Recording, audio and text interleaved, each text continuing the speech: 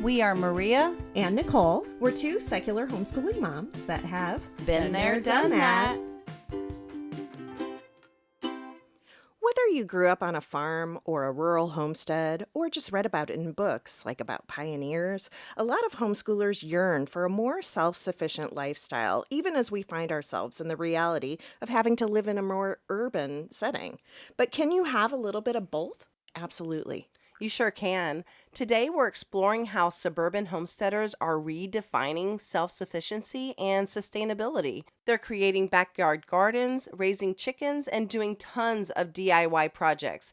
These practices can bring a simpler and more connected way of life right into suburban neighborhoods and cul-de-sacs, showing how rural traditions can thrive in more urban settings. And as usual, we want to stress that our podcast is an inclusive space for your everyday parents that are looking for education options. We are not here to convince you to homeschool. We want to stress that you need to do what works for your child and for your family. Every family's different. Absolutely. And you know your children best. So feel free to take what advice or information you get from here that works for you and chuck the rest. Good morning, Nicole. Good morning, Maria. How's it going? It is going well. As you can see, I am sick again. I think I'm allergic to being old. You might be. Not that you're old. Oh my gosh. I don't know what's going on. I was sick for that month and I was fine and life was going. I've been working a lot and I think I've just run myself down a little bit. Yeah, that's true. You got to keep on your sleep schedule. Yes. And eating well. Hydration. Oh, hydration. So hard. It's so hot. How are you doing? I'm doing well. I've been embarking on a backyard project. We finally fixed our drainage issues and Awesome. Put in new pipes that go down to the golf course. And then they came and put grass in everywhere, laid sod the entire backyard. It's beautiful. Did you put in French drains or just? Yes. Oh, okay. Yeah, that's a big undertaking. Yeah. Well, and I've told you this story before, I think, but this is so bizarre. My neighbor, years ago, wanted to add on to his house, and he couldn't because of, how close it was to our house. So he bought our house and changed the property line and did his renovation and then sold my house. So when the guys came to work on the yard to do sprinkler system, years ago, they turned on one of the zones and it's just all my neighbor's yard. Oh, because the property line changed. Oh my gosh. So we also had an old French drain that ran from our house, kind of on a diagonal. And so it runs through his yard. And the guys could not figure out what on earth, why was this happening? So it was a bizarre project, but I'm so excited now. I'm inspired to plant I haven't planted any things. All my planters are empty. I have no flowers when you come to my front door. So now I'm ready to do that part of my summer yard. I love it. Yeah. So that's a great lead into this episode because, you and I are both, we love being outdoors and urban homesteading as a homeschool family is a lifestyle that can blend hands-on learning with sustainable living. Yeah. And many homeschool families are cultivating not only gardens, but also a deep connection to the land and their community. Yes, there's so much that you can do with this, from math lessons in the kitchen to science experiments in the backyard. Homeschoolers are integrating academic learning with practical skills, fostering a holistic approach to education rooted in real-world experiences. Yeah, one of my favorite things about homeschooling is that it allows us to break free from traditional classroom learning and explore opportunities for hands-on learning experiences. And homesteading is one of these opportunities, and creating a suburban homeschool homestead experience opens up endless opportunities for our kids to learn and grow. And when they're not stuck in a classroom all day, they get to explore the world around them, connect with nature, and they get to learn practical skills that really stick with them for their entire life. It's not just about gardening or raising animals. It's a chance to teach your children all about sustainability, nurture their creativity, and foster a deep love of our environment. Nicole, both of us have always taught environmental awareness and sustainability to our children. And you're even a certified naturalist, right? Yeah, I'm a certified master naturalist in Georgia. I'm not technically a Texas one. Well, I feel like if you are a certified naturalist, you should be qualified everywhere because we have one Earth. I am. I just haven't kept up with the certification, but a lot of the flora and fauna are the same from kind of where I made, just different local names Yeah. and things like that. But yeah, I've always just really been into the environment and outdoors, and love everything about that. And so I started this process when I had my Atlanta hiking group, because everybody would always ask me things about trees and animals and stuff like that. So I was like, I guess I need to learn about it. I can. And you always taught me that whenever we're on a hike, take some of those pamphlets about some of the vegetation in the area and flora and fauna with you in your backpack. And so when you stumble across something, you can easily You can look it identify up. it, teach your kids. Yeah, and Love there's that. great apps now that you can take a picture, like iNaturalist. You can take a picture of something and then it'll, pull up what it is. Oh, I yeah, mean, that's such a you cool don't feature. you don't have to be an expert in anything. You don't have to have a bunch of facts memorized. You can look stuff up on the fly, and it's an awesome way to learn together. Yeah. And today we're sharing 5 ways you can create an educational experience right in your own backyard. And these 5 practices won't only boost what your kids are learning academically, but also helps them build a strong sense of community, which is so important. It is. So number 1, start a backyard garden. Utilize your outdoor space to grow fruits, vegetables, herbs. Involve your children in every step of the gardening process, from planning and planting to watering and harvesting. This is a hands-on experience that teaches valuable lessons about biology, ecology, food production, while fostering a sense of responsibility and connection to the outside world. Yeah, this is such a fun thing to do with your kids. And you can start when they're so little. Yeah. My children have always been right there with me in the garden, even before they could walk. Like they would hold on to the garden and just pull up when they weren't even walking yet. So seriously, what kid doesn't love digging in the dirt? No, they do. In fact, one of my houses that we moved into in Charlotte, I loved because it had these 4 huge garden plots in the backyard. Yeah. And so I ended up planting in 3 of them, and everything I planted grew beautifully. Not because I was talented, but I found out later the lady who'd lived there had been a 50-year master gardener. So it was just really The good soil soil. was perfect. But I left one of those plots empty, and I would just always have shovels and little rakes and stuff in there. And when people came to our house for play groups, the kids would play in that garden bed. Oh, that's awesome. Mm-hmm. Yeah, and when they even plant the seeds, there's so much that they learn from that. And I mean, seriously, even the pickiest eaters often enjoy eating vegetables that they grow themselves. Mm-hmm. My kids love to eat, always, we would go outside and they would eat the cherry tomatoes straight off the vine. They also love our mint patch. And even now at 17 and 20 years old, they'll walk out back and grab a mint leaf off the plant and chew it up like it's a habit. They don't know how to walk out back without doing that. It's so funny. Yeah, we were the same way with snap peas too. They would eat those right off the vine, even though nobody would touch it if I brought it inside. But don't feel like you need to have a grand space to create a garden. My 4 garden boxes were awesome, but you can do this in containers or in just whatever available space you have. People can do this on an apartment balcony. Some things that are, really fun and easy to grow, like you said, are tomatoes and herbs. Yeah, you can hardly, you can't mess up mint. Well, you have to water it. I've learned I can't kill it if I don't water it enough. You do have to water it. But there are some really great options that we found that worked in our own backyard, and we'll link some below. And remember when our friend Paula got that huge growing tower for her daughter? Oh, yeah. That was so cool. She grew so many things in just, I think, in 2 square feet because the garden was completely upright.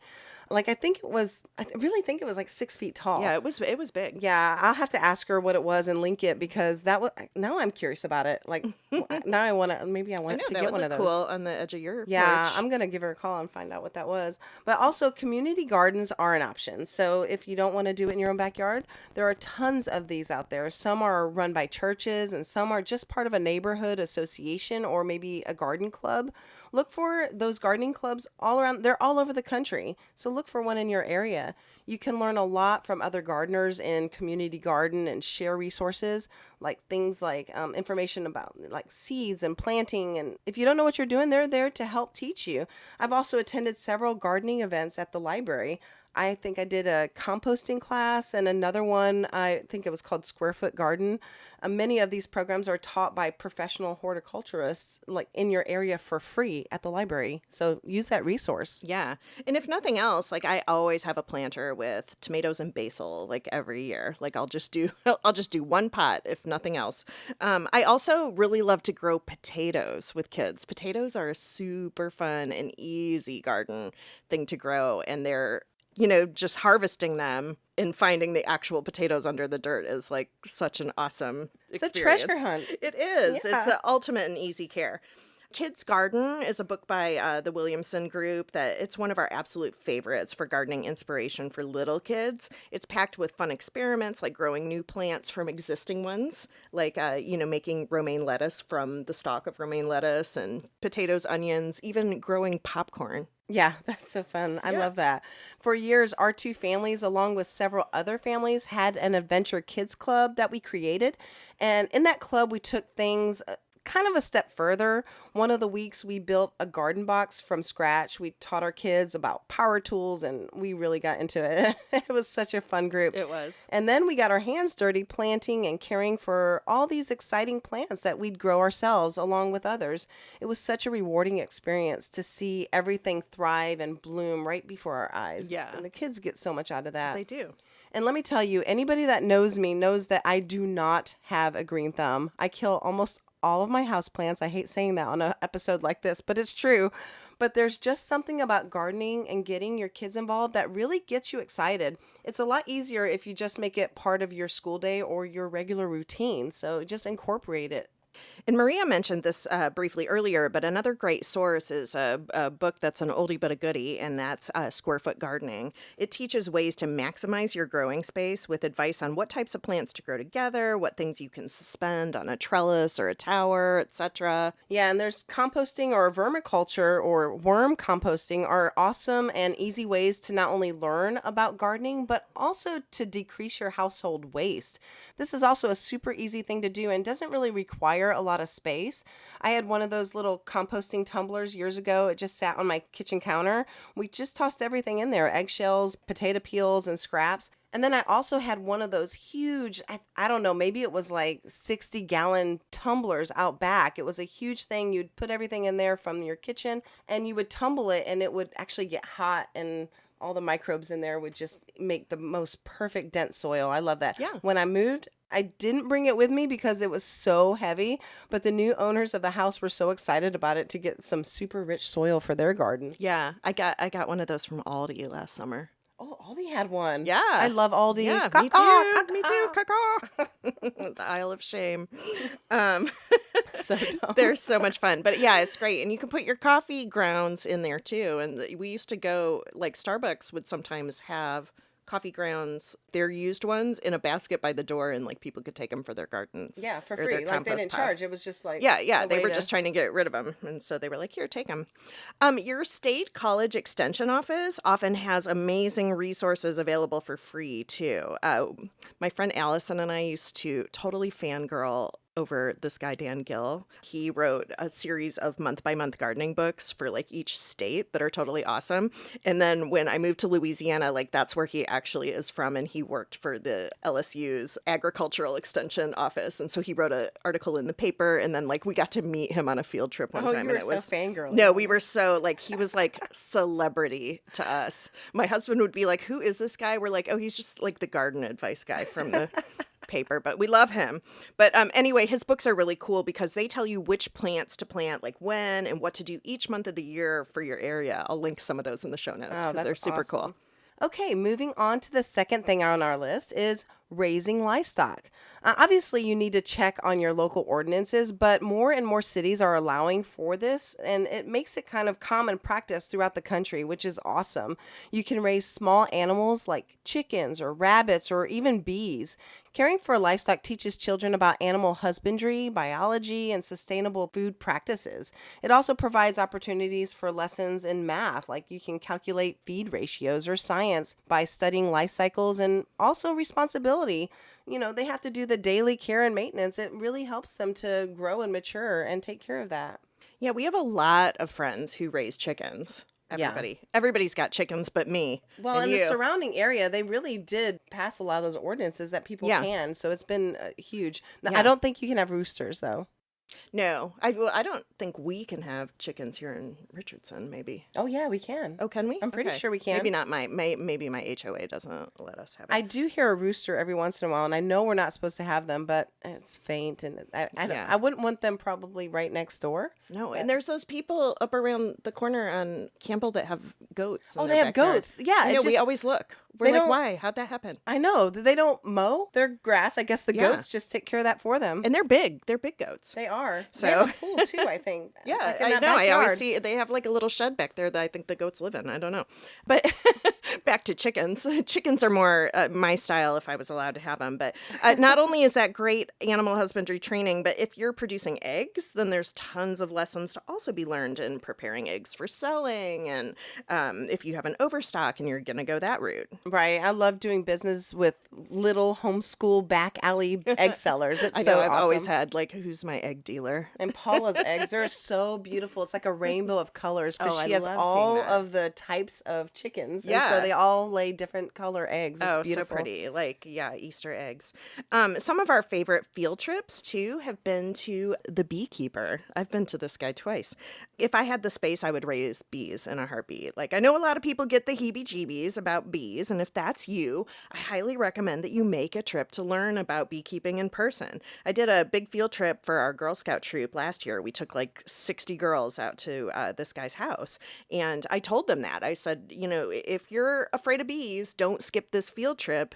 And I honestly don't think anyone came away from that like still afraid of bees. Yeah. I love the Texas Beekeepers Association. They love to educate homeschoolers, and they have a community education convention every year. And that's, I think, completely free. We've done it many times. yeah. So fun. And Nicole, you and I did our own like little mini private field trip with our kids to some ranch and a beekeeper up in McKinney, didn't we? Yeah. I have to find those pictures and put them online. If you have them, send them to me. I'll put them online. They were cute because we were so adorable in our little beekeeper outfit. We were so cute. We were.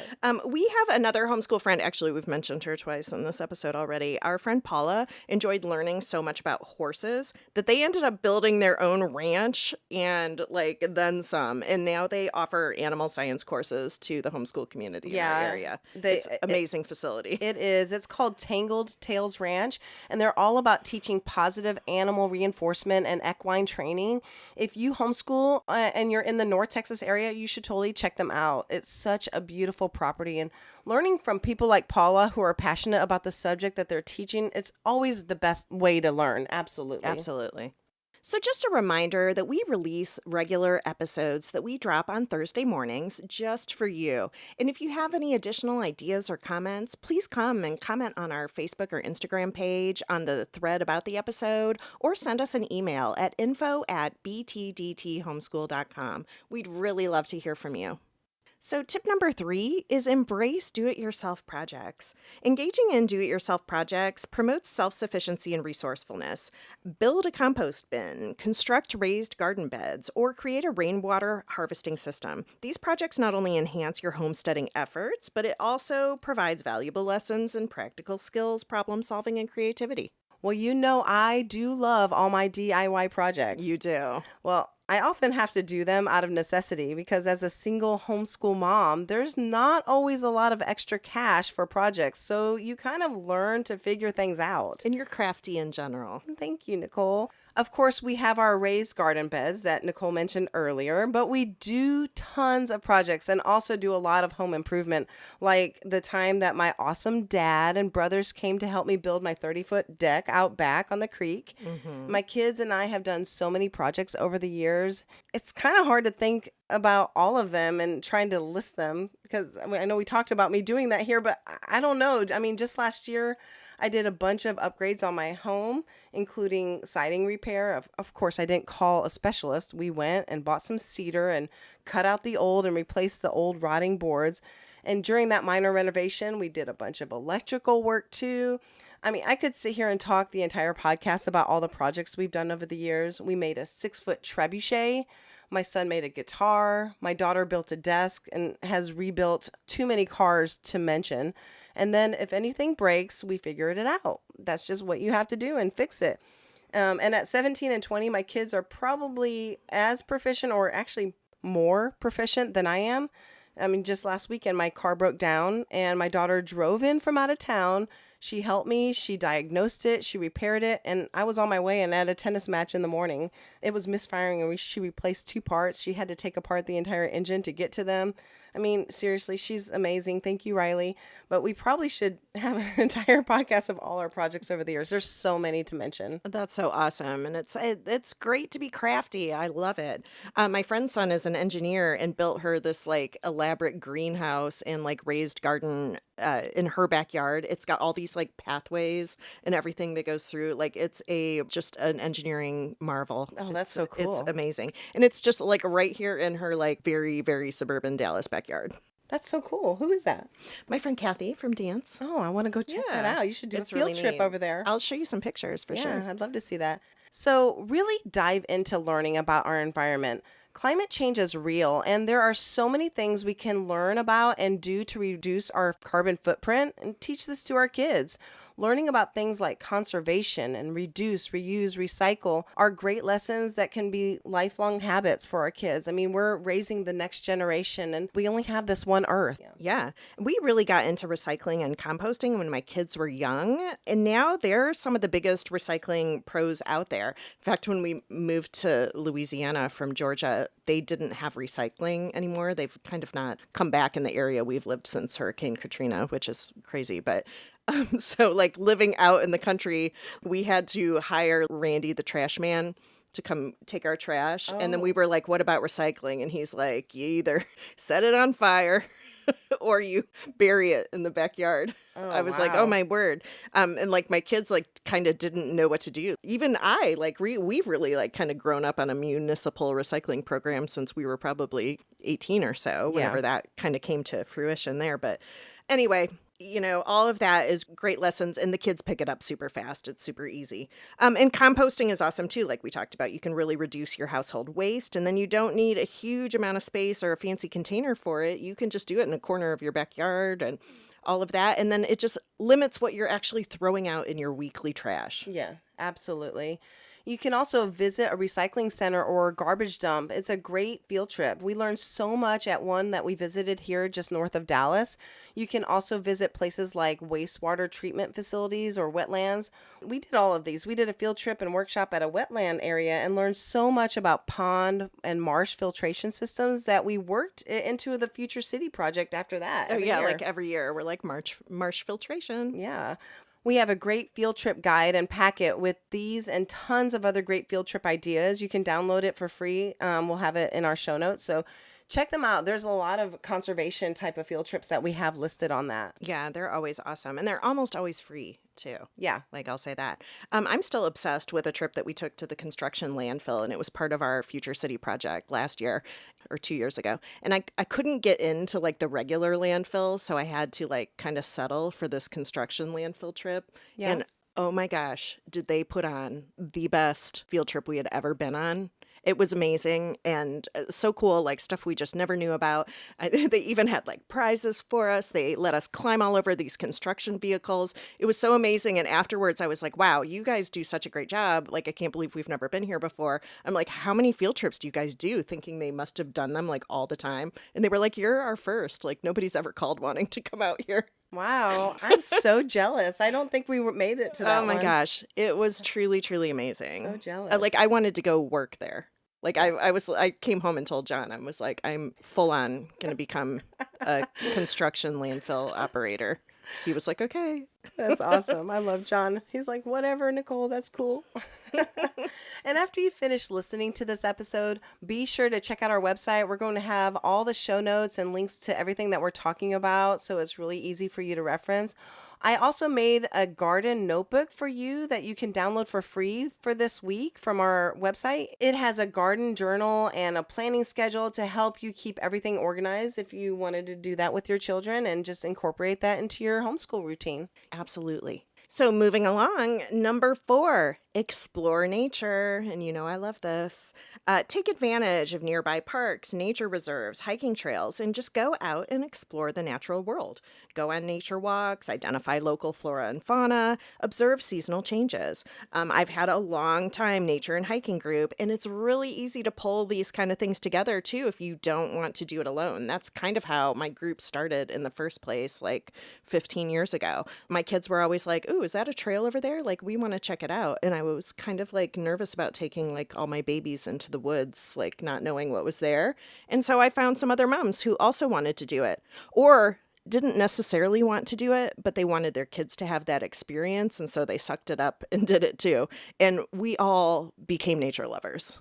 Yeah, Like I all think of we us. talked about that extensively in our Homeschool in the Wild episode. But seriously, Nicole, I just want to thank you. Your hiking groups have brought so much joy into our homeschool over the years. I'm going to get misty now. Aw. I am. It's just been, I mean, we've always kind of explored the trails, but to make it a regular event in our homeschool has just been so invaluable. I'm misty now. Thank you, Nicole. Oh, I I love love you. it. I love it. And don't think that you live in an area that doesn't have green space either, because we've found, like, we haven't even like hit on all of the trails that there are in our area. Explore your area. Even if you live in a flat area like Dallas, Yeah. there are so many cool places to check out. Yeah.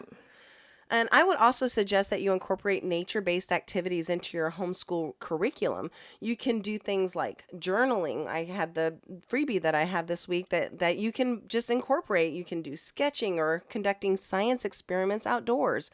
On this podcast, we're always talking about fostering a lifelong love of learning, and doing activities like this helps to connect your kids with nature, and that can help ignite that sense of wonder and curiosity while also teaching them about environmental stewardship. Some other easy things to do is like get a bird feeder and some bird identification books, and just keep bird journals about who's visiting your feeder. This is so easy to like set up a little basket by your back window. They have a lot of those really cool ones that are like modern, like you have an app and you can Yeah. actually watch your birds and Oh. identify them immediately whenever they It's visit. amazing. Yeah. Yeah. And I have also read, my kids are constantly sending me TikToks or memes about how everybody our age like becomes really into birds. Yeah, my sister-in-law got my mom one for Christmas because my mom likes to sit outside and watch all the wildlife, and she got her this little camera with the bird feeder, and then Yeah. the bird comes up. Good. It's so cool. Yeah, we always had that a basket and stuff. And my little Jilly Beansy, when she was 3 years old, she could tell you everything about like every bird, because she would just sit there at that window and like go through her bird book and find stuff. But you can also like visit a store like Wild Birds Unlimited. That's where they sell like bird feeders and different kinds of foods, and you can learn about how to attract different birds to your yard with different foods and seeds. You can visit pick your own farms for berries. We haven't done that in a long time. I was going to do it this last year, I but was it got too. hot so fast. So fast. I know. No, That because I is- think the blueberries here at the blueberry patch, I think it's like May to June. Like we're already Yeah. like at the end. I don't Yeah. think we missed it this year. No, and it's already like a million We're degrees out. doing it next year, Nicole. Even if Let's the do kids it. are too old, we're still going. If We'll they're do all it. moved off to college, we're still doing it. Yep. And I miss living in an area that has apples. I think, can we do peaches here? I've never done it, but maybe a little bit north of here. I did persimmons down in the Houston area. That was there. Oh my gosh, they're so good. They make the best fruit leather. We took all Oh. the persimmons, blended it. Yum. I blended it up, added no sugar or anything, and put it on my dehydrator and made fruit leather with those Oh, persimmons. It yum. was the best. That would be delicious.